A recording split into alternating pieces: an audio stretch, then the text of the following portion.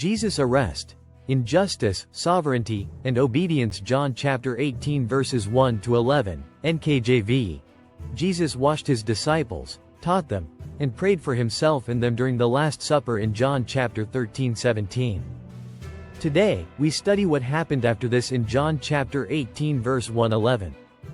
1. Jesus under arrest, 1-3, see version 1-2.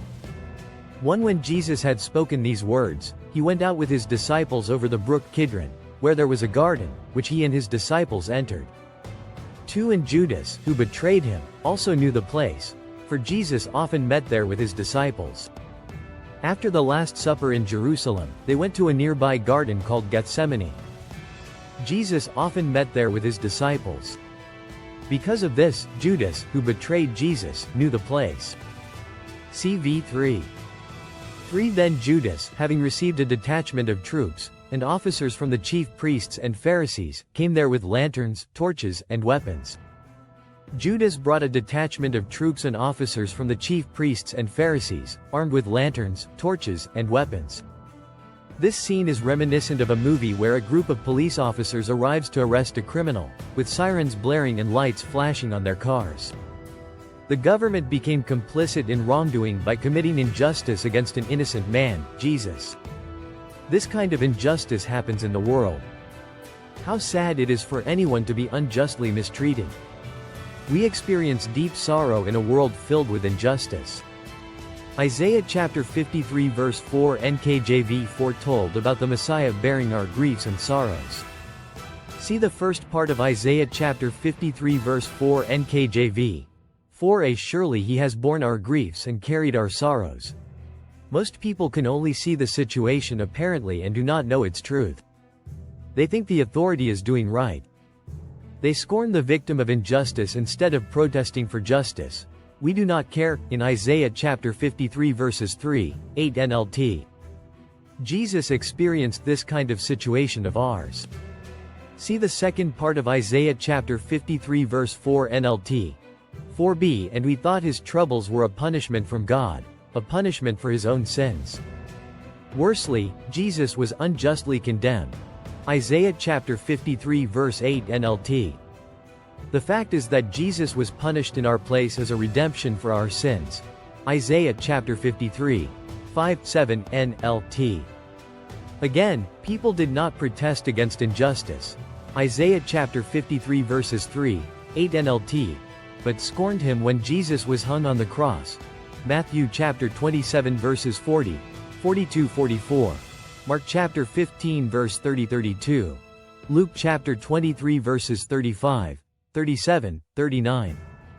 While he was paying for our sins, he also experienced our griefs and sorrows to understand our weaknesses. Hebrews chapter 4 verse 15. So, even if no one knows, understands or cares about our griefs and sorrows, Jesus knows and understands them.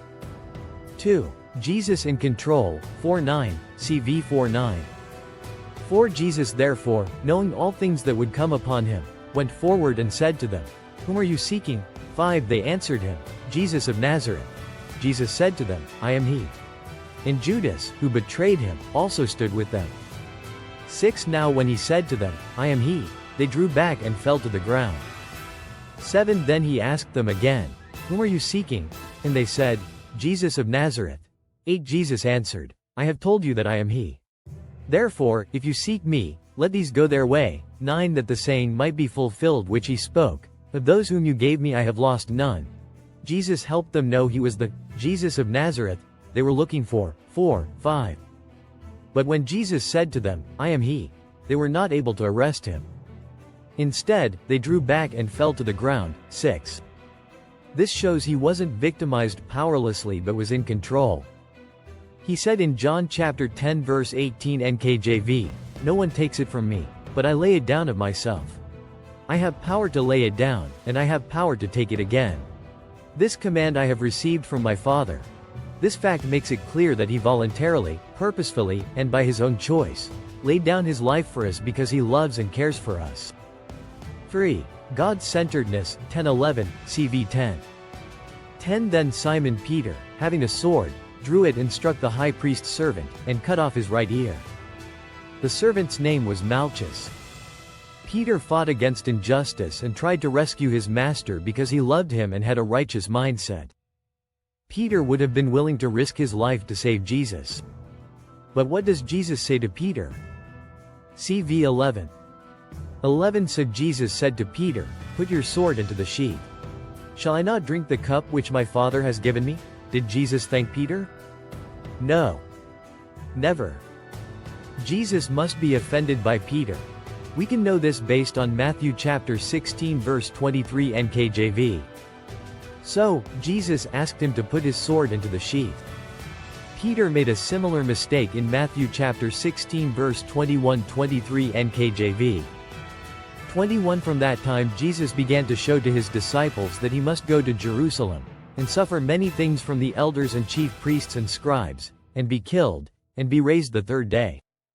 22 Then Peter took him aside and began to rebuke him, saying, "Far be it from you, Lord. This shall not happen to you." 23 But he turned and said to Peter, "Get behind me, Satan. You are an offense to me, for you are not mindful of the things of God, but the things of men." Then, Jesus rebuked Peter saying, "Get behind me, Satan." According to Jesus, we have to be mindful of not the things of men but the things of God. Here, Satan is defined as a person who is not mindful of the things of God, but the things of men. In addition, V11 shows that this situation that led to the arrest and crucifixion was the cup the Father had given him to drink. Jesus was determined to obey the will of the Father as the loving and obedient Son.